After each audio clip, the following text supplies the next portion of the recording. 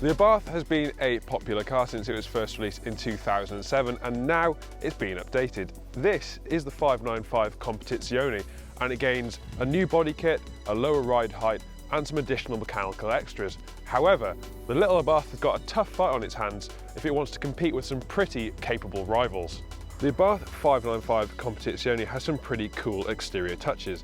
There's a large splitter at the front of the car, while the rear has been treated to a dramatic diffuser. These sit alongside model-specific badges on the boot and on the flanks of the car. The 595's interior is a sporty place to be, with lots of Alcantara used on the steering wheel and on the instrument binnacle. Now you also get these rather delightful carbon-backed bucket seats, which offer a huge amount of support. And what would any hot hatch be without a sport button? Now this changes the dials from their usual black to a sporty red. As you'd expect, given its size, the 595 can't offer the most boot space.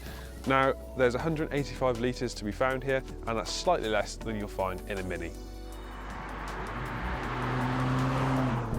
The 595 is powered by a 1.4 litre turbocharged petrol engine, and that produces 178 brake horsepower. That means it's good enough to reach 60 in about 6.5 seconds. And because it's turbocharged, there's actually quite a lot of flexibility in the engine, though power does take a while to come in after you've pressed the throttle pedal. So you accelerate and then there you go, there's the power. So it can get a little bit annoying, especially when you're on country lanes, but for the most part, it's actually quite an exciting engine. Now, Competizione package cars get revised dampers on all four corners, as well as larger alloy wheels, Brembo brakes, and a lowered ride height.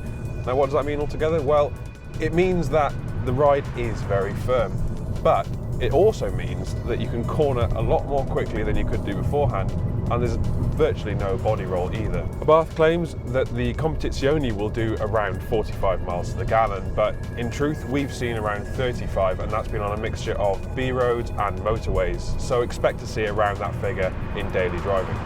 Now you have to admit that the Abarth is actually quite a lot of fun to drive, but because it's so boosty it means you have to be constantly on it to keep the revs up and to keep your progress going forward.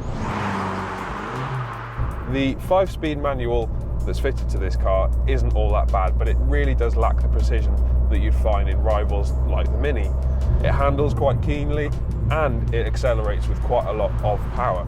Unfortunately, the overall effect is somewhat ruined by the high seat height, and it means that you sit over the car rather than in it, and this can be really hampering, especially when you're going a little bit quicker on country roads. The Abarth 595 Competizione is, in truth, quite a lot of fun to drive.